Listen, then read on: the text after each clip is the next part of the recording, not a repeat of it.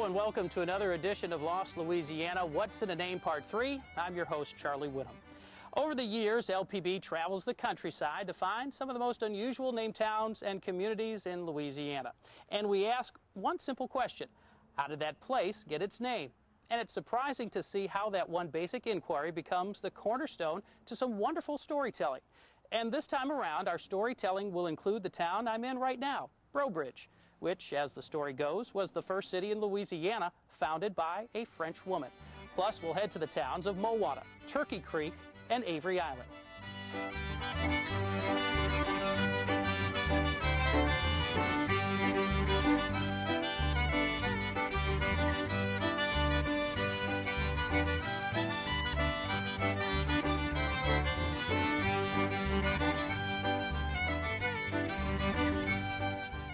But we begin with a town named Start, Louisiana. To our knowledge, this is the only town in the country by that name. However, in the world of country music, it is the home to one of the biggest names in show business, Tim McGraw. But this town east of Monroe is more than just a hometown to a country music megastar. It is also home to probably the most unique volunteer fire departments in the country. At first glance, you would think Start, Louisiana is the furthest thing from the bright lights of the big city. What do we do in Start? What do you do in Start? There's not much to do.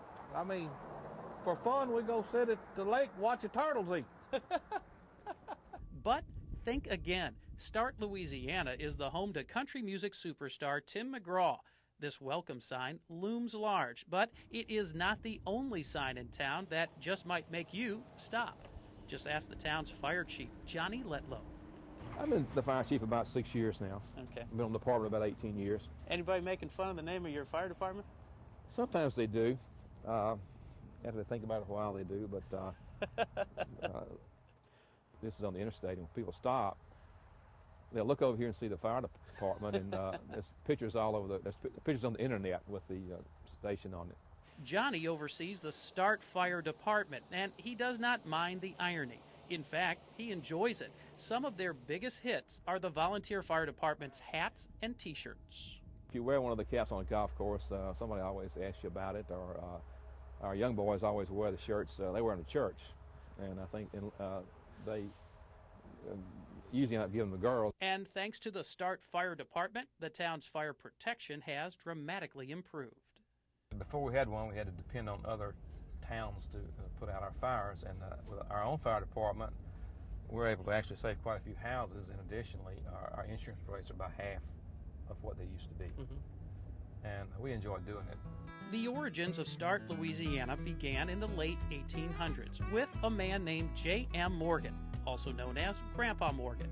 Back then, the community was known as Charleston, but that name was rejected by the U.S. Post Office because there were already too many towns with that name. The story goes that his daughter Rachel, who was actually postmaster at the time, suggested that let's call it Start because we're making a new start. And they sent that one in, and it took. And we're glad of that. We like that name. Start, Louisiana is not very big, just about 2,000 people or so. But this area, especially right here at the C.W. Earl Cotton Gin, exploded to 20,000 people because of a concert of a lifetime. Favorite son, Tim McGraw, came back to his hometown with a huge bang.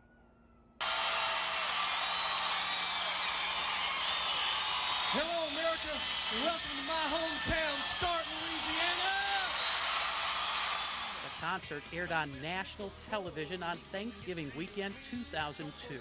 Tim McGraw sent his hometown into a frenzy. The concert was just across the street from where he went to school. Tim McGraw went to this school? Yes, he did. You were the principal at Tim McGraw?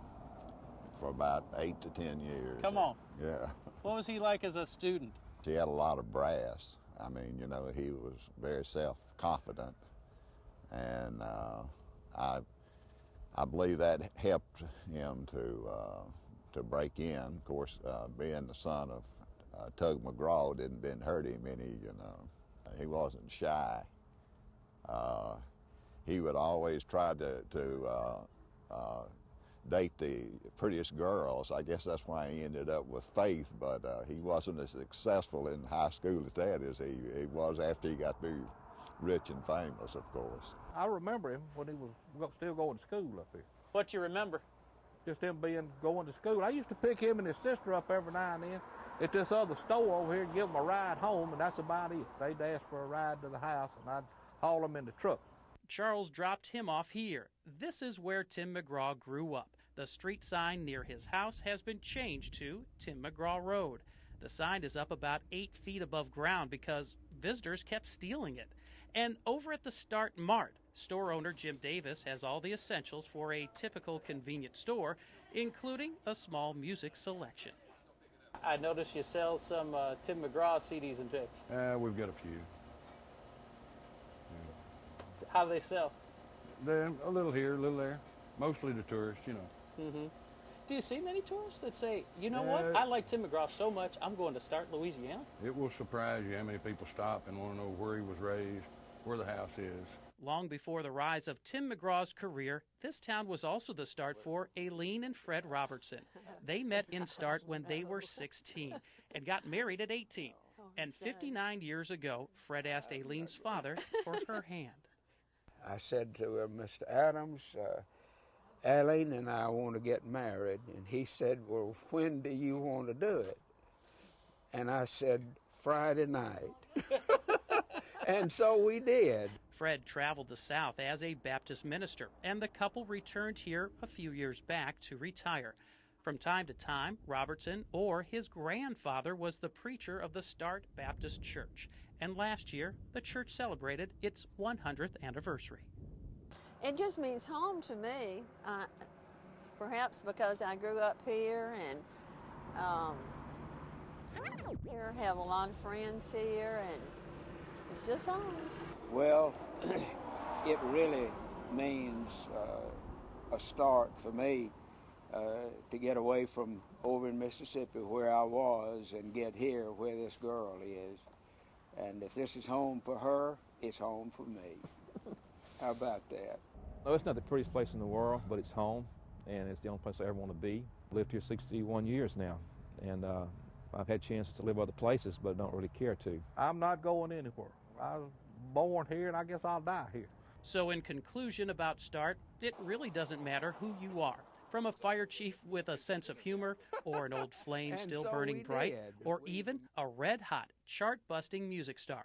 For over 100 years, the town of Start has had its share of great beginnings, as well as some pretty big finishes.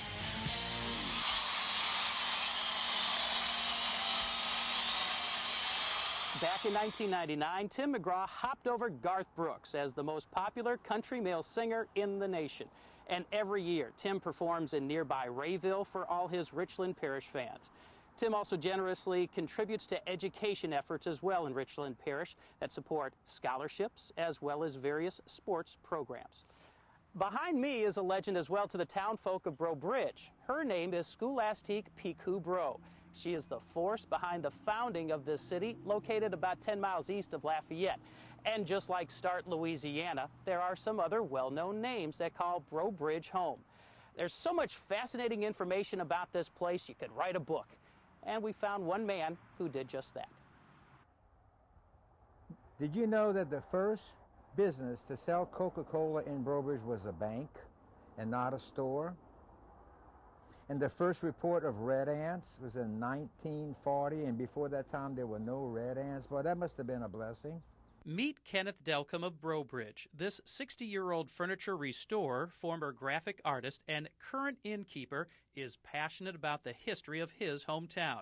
He's written numerous books that are housed in the State Library, including Somewhere, Some Other Time, a celebration of lost eras in Breaux Bridge. Sit on the front porch of his bed and breakfast for a spell, and he'll fill your head with all sorts of trivia and history that covers centuries, and even includes present-day celebrities that call Breaux Bridge home.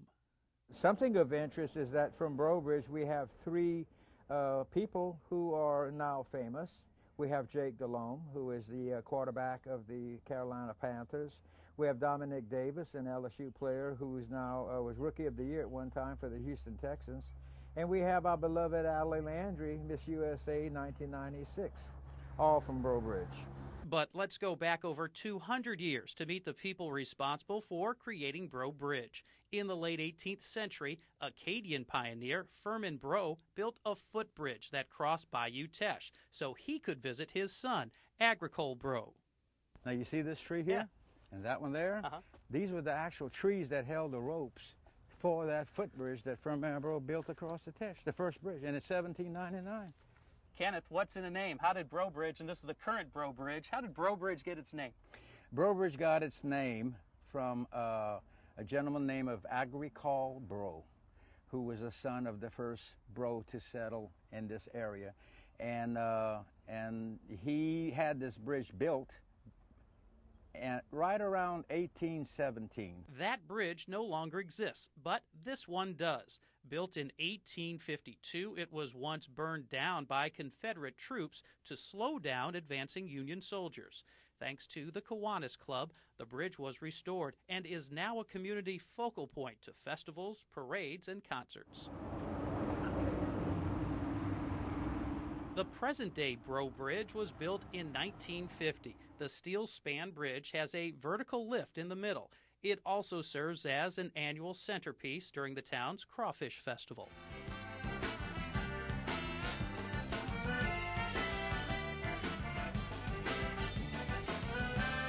The Crawfish Festival is held every spring and is not only one of the most popular festivals in the state, it has also been named as a Top 10 Food Festival by USA Today.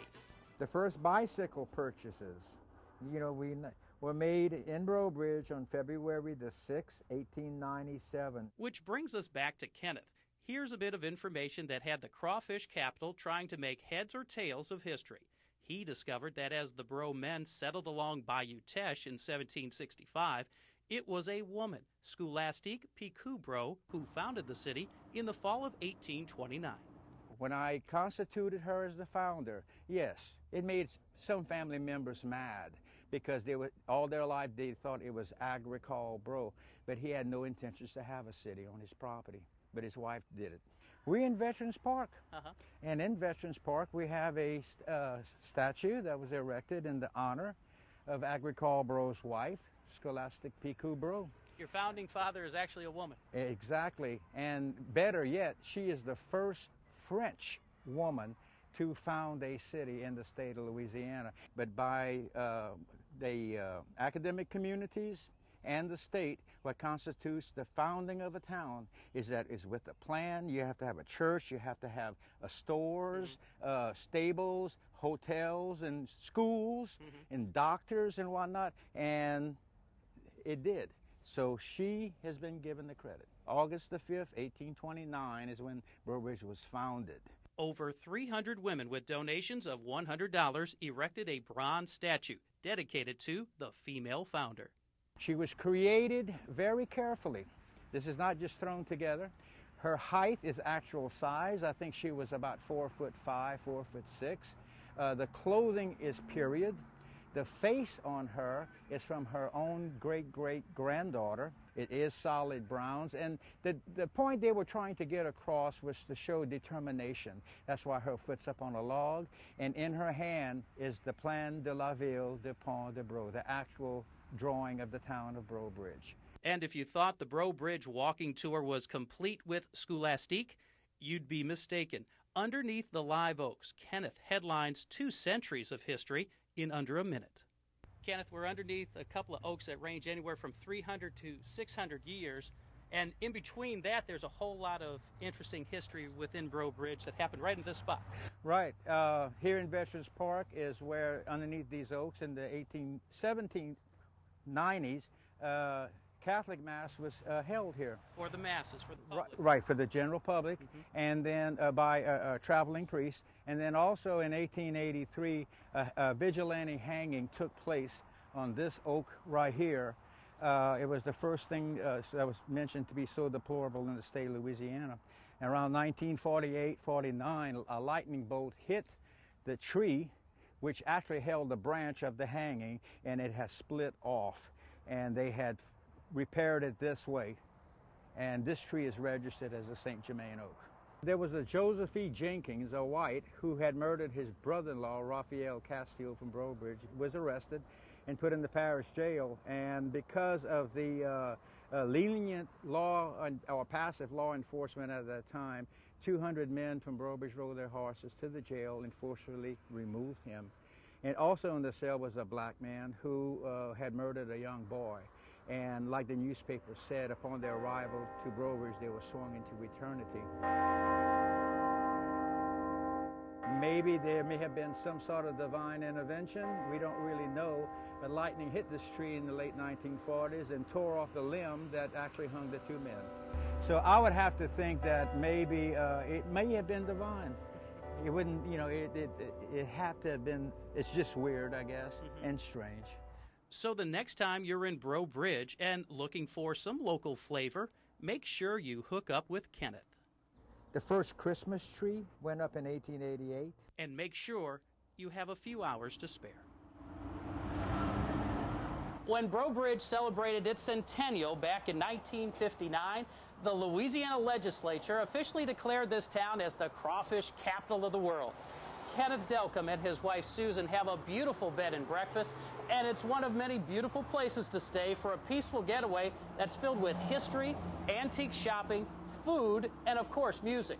For more information on Breaux Bridge, you can go to the town's website at www.breaubridgelive.com for a complete list of visitor information and attractions. We are at the halfway point of our journey, and we have 3 more towns to hit. When we come back, find out the red-hot story of Avery Island, the town that made Tabasco sauce famous. And it shouldn't be a surprise that in a state that embraces hot sauce could also have a town named Mowatta. We'll also discover how the village of Turkey Creek got its name as well. You're watching Lost Louisiana, What's in a Name, Part 3 on Louisiana Public Broadcasting.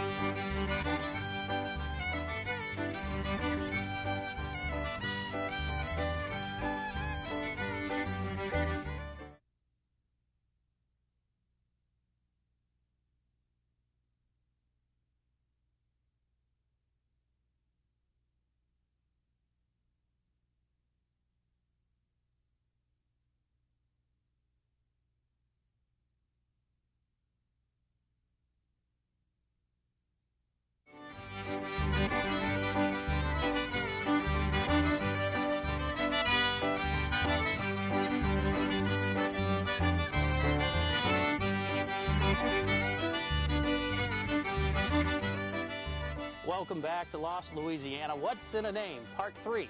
I'm your host, Charlie Whinham. Our next stop takes us to Avery Island. For those of you who do not know it, Avery Island, Louisiana is printed on about 750,000 glass bottles every day. It is part of the official label for McElhenny Tabasco sauce. Tabasco sauce may have put Avery Island on the map, but this area is also spiced with a crucial Civil War battle, a breathtaking bird sanctuary, and a mammoth salt mine that challenges the imagination. Avery Island, Louisiana pops out of the ground because of a vast underground salt dome that formed millions of years ago. And salt is far from the only element giving spice to the Avery Island way of life. But is Avery Island actually an island? Shane Bernard is our resident expert. It's an island in the sense that you can't leave without getting your feet wet unless you use a bridge or a boat. But we're not an island in the traditional sense. We're not off the coast of Louisiana. We're not surrounded by a large body of water. The bayou that surrounds most of the island is still called Petitance. The island itself was known as Petitance Island. Sometimes you see it referred to entirely in French as Île Petitance. Petitance means little cove in Cajun French.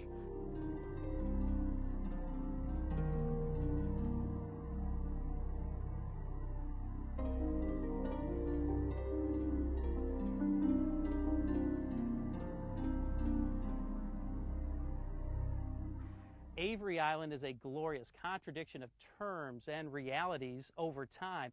It's a beautiful sanctuary to migrating birds, yet this was also the site of a bloody Civil War skirmish. Avery Island is a beautiful part of Louisiana country scenery. However, it is also the world headquarters to one of the most famous condiments made in America. Avery Island has been known by several names over the past 100 years or so, but this area's current name originates from the Avery family, who left New England for Louisiana. The original family to settle here, with descendants still on the island, is the Marsh family. The Marsh family came here in 1818 to grow sugarcane on the island. The Averys married into the Marshes, and the McElhennys married into the Averys. If you're wondering why Shane Bernard knows so much family history of someone else's family, it's because he works for the McElhennys. And if you're wondering why that name might sound familiar, they are the founders of the legendary Tabasco hot pepper sauce. Shane is the company's historian and curator, and he serves up his history in a bottle. Well, we're on Homestead Hill on Avery Island. Okay. And behind me here is the original site of the first Tabasco sauce factory. It was, it operated from 1868 until 1905. Edmund McElhenny created the Tabasco sauce known the world over. He was originally a New Orleans banker, but the Civil War left his career in ruin. Like a snowy egret, the Avery and McElhenny families took refuge on Avery Island. That did not last long when the discovery of a vast salt mine beneath Avery Island brought the Civil War once again to their door. The McElhennys, who had just married into the Averys, were living in New Orleans, and the Averys proper were living in Baton Rouge, near the side of on the side of the Heidelberg Hotel. When Farragut came up the Mississippi and threatened New Orleans and Baton Rouge, the Averys and McElhennys left and came here and thought they had gotten away from the Civil War. But by finding solid rock salt here on the island at that time, they actually converted the island into a strategic objective for the Northern Navy, which attacked the island in November of 1862 and eventually took the island 6 months later in April of '63. So where we are right now was at one point a Civil War skirmish. Right.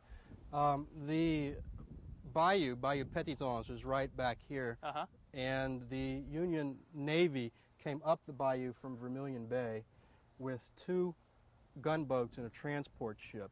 And while the gunboats provided cover fire, the transport ship unloaded foot soldiers in amphibious assault. But the Confederates were here waiting on this highland. In fact, the Confederates were ultimately under the command of General Richard Taylor, who was the son of U.S. President Zachary Taylor. After the war, the Averys and McElhennys returned to Avery Island to begin a new life and a new business venture. The McElhenny factory on Avery Island now produces an average of 750,000 bottles of Tabasco sauce every day. Inside those bottles are 3 simple ingredients: red peppers, distilled vinegar, and salt. Which brings us to another grand-scale, current-day Avery Island commodity: salt. This underground salt mine is one of the largest in the world and is currently operated by the Cargill Corporation. This salt mine is so vast in size, it is as deep as Mount Everest is tall. But you won't see this salt on the dinner table. This rock salt is slated for industrial use, including agriculture, oil production, and for salting roadways. But the digging does not end in the salt mines. We go back above ground to the site of the original Tabasco sauce factory for a little more digging. These are modern display cases that we built to enclose some of the excavation pits from 2000-2001 when we dug up this site. Avery Island is a priceless archaeological site that not only goes back 100 years, but possibly 10,000 years or more to prehistoric times of native Indians. This right here is the cistern, the base of the cistern that served the original Tabasco sauce factory. And we think that, all these bricks right here were made on site. The UL of Lafayette Microscopy Center, if I say that correctly, is actually doing studies using scanning electron microscopes to study the chemical makeup of these bricks and to try to find out, where they were made here on the island or somewhere else. And you never know what's going to show up. I mean, here's a fragment of, looks like a stoneware jar or jug or something like that. It's a very rich archaeological site. From Tabasco sauce to mammoth salt mines to nature's refuge, Avery Island is anything but bland. E.A. McElhenney was the company's third president and was also affectionately known as Mr. Ned. He created a bird colony on Avery Island in 1892 to protect egrets and other exotic birds from plume hunters. The sanctuary is known today as Bird City and is enjoyed each year by thousands of tourists from around the world. Well, what goes better with hot sauce than Mowatta? That's right, there is a town called Mowatta, Louisiana. It seems this small community between Eunice and Crowley suffered a 3-year-long drought over 100 years ago. After rice farmers installed 14 new water wells for the fields, the area earned the name More Water Community. And that is where we begin our story.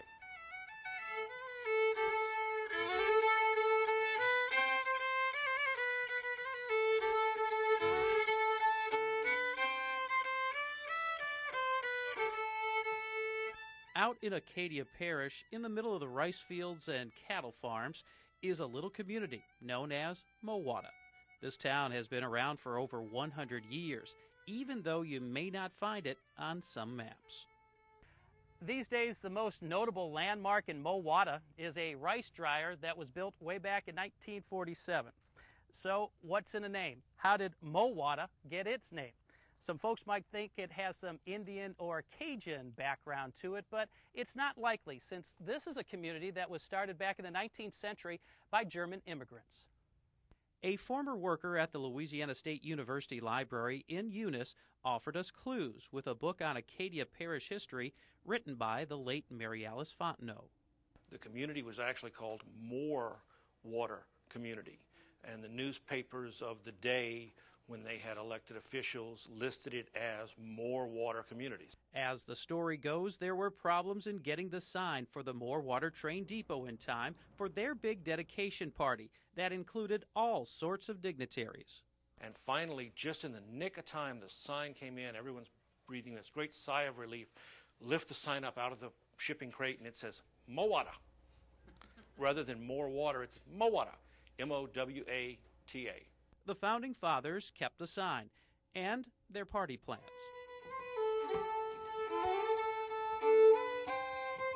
German immigrants were not known for partying lifestyles, but over the generations, the Cajun culture would blend into everyday life. Self-taught fiddle player Bubba Fry knows that firsthand. He's a member of the Mowatta House Band. He also runs the Mowatta Store and Bubba Fry's restaurant. The two stores sit next door to St. Lawrence Catholic Church and complete Mowatta's business and cultural district. Because, you know, from a German descent, you know, well, of course I have, you know, Cajun blood in me too, but then the Germans, they were, you know, very hard-working people, you know, and you had fun only whenever you was finished with your work. And I mean, it was always work, work, work. You know? That's the depot. Oh, it had to be in, yeah, right on that side. Okay. And it burned down in probably 1925, 26, somewhere in there. For more information on Mowatta, look to the lifelong residents of Paul Fry and Loretta Curtay. Loretta has all kinds of historic pictures, and possibly our first controversy. This picture of a baseball team taken in 1911 has Mo Beer on their uniforms, not Mowatta. But on my picture it says that Mowatta was named Mo Beer before it got the name Mowatta. I don't believe that, no. No, I don't think so. They named the club Mo Beer because they all like beer. All the players that drank plenty of beer. And that's why they call it Mo Beer, all right? Home brew met home plate with the older men's team, while the youngsters, including Paul Fry, played fast-pitch softball. These teams would get together on Sundays, cut out ball diamonds in the rice fields, and go up against some of the best teams across Acadiana. Johnny Tavis, in the middle of the back row, was known as one of the best area pitchers of his day. The local ball yard is named after him. Loretta Curtay's mom was known as the mother of Mowatta. Hilda Zonbrucker took care of her 10 children, but it did not end there. She was an outgoing person. She could take care of us and everybody else. I guess that's where she got it from. She only went to the 8th grade, but she knew more psychology than anybody I know. She could control everybody and everything. Sometimes she had all of her grandchildren there, like 16 of them at one time, and they were all well behaved and doing whatever they were supposed to do.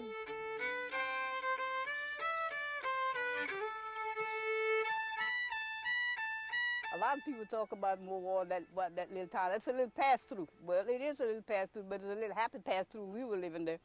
And if you ever leave Mowatta, somehow you'll always take a little of it with you. Eva Mae Leger Sasher moved to Eunice, 7 miles away, and took her house with her. Special thanks goes to the Arthur Lower family. I raised my children here. When we were, at the time, I had 11 children in this one house. We had 4 rooms. Then Mr. Arthur decided to add another room, so I raised all those children in that house in those 5 rooms. It was fun in the country. It was, you know, I couldn't live anywhere else but in the country, and probably Mowatta. You know, my great-great-grandfather, my great-grandfather, my grandfather, and my daddy was never probably more than 1 square mile of this whole place in their whole entire life, and I can see I'm doing the same thing. I'm never more than 1 square mile of this place.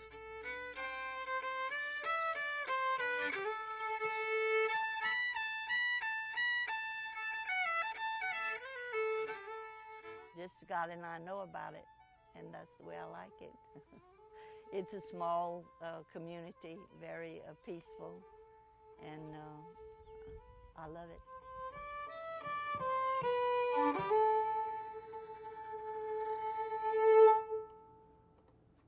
This probably won't be the last we hear of Mowatta and the Mowatta House Band. They have a CD out called Live at Bubba Fry's #1, and they sell it at the restaurant for $10. And according to Louisiana Life magazine, the Mowatta store ranks as one of the best places in the state for boudin. Well, since we're on the subject of food, let's talk turkey. Up in northern Evangeline Parish is the town of Turkey Creek, Louisiana. And if you ever want to know what's going on there, you don't have to pick up a newspaper. Just pull up a chair with the mayor, and he'll be happy to fill you in. Turkey Creek, Louisiana, population around 600. And some of that population gathers on a regular basis at the Turkey Creek City Hall.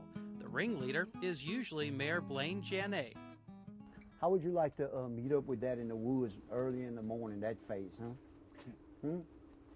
Wouldn't that be a face to meet up with early in the morning? Look at that. Look like a... Mr. Carroll, you know, I won a beauty contest one time in Arkansas. You was the only one? Yeah, you did? Yeah, I was the only one showed up. We always have something to talk about. Always good or always entertaining? Always entertaining. In fact, the preacher used to come and get a sermon at least once a month. He'd come in, he'd get enough information where he could have enough sermons for a month. So, just from one visit? From one visit. So how did Turkey Creek get its name? When the people first come here, it was a bunch of turkeys along the creek eating berries. So they named it Turkey Creek. That's been years and years ago. Once upon a time, Turkey Creek was bustling. The main street included storefronts and a movie theater. There was even a high school in Turkey Creek. And as far back as the 1920s, the Gifford Hill Rock Quarry and Crowell Lumber Company timber mill provided jobs to hundreds of people in northern Evangeline Parish. The boom days of Turkey Creek have slipped away after the closing down of the sawmill and the quarry, and what's left is an even quieter and smaller community, which is an ideal area for hunters.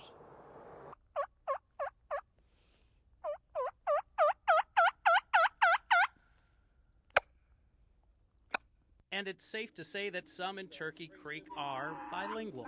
Sam Johnson talks turkey. Sir, there's nothing like turkey hunting. I hunt ducks, I hunt deer, and I hunt turkey. If we had 2 seasons, I would hunt nothing but turkey. They real smart. They got a keen eye, and they very smart. They can see you way before you see them. If you barely move, they see you, and they'll take off. I use strictly a mouth diaphragm collar. And this is what it looks like. Almost looks like a retainer. Kind of like a retainer. You put it in the back of your mouth. The trick is to make it make a sound.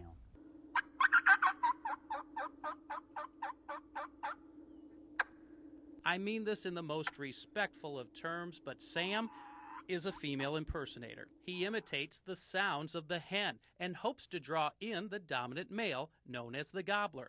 And Sam has spent 25 years in the woods learning the language of turkey love. There's something about calling, hearing him in the background, and it's an adrenaline rush. If you see a deer, you got an adrenaline rush for 30 seconds. With a turkey, it might last 5 minutes or it might last 2 hours before you kill him, and it's one-on-one. You're trying to make the gobbler come to the hen, and that's against everything in nature. The hen's supposed to go to the gobbler.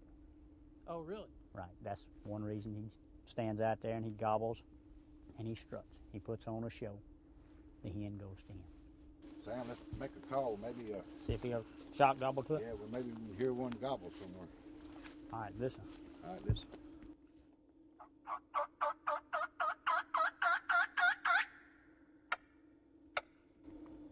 There he is, Kurt.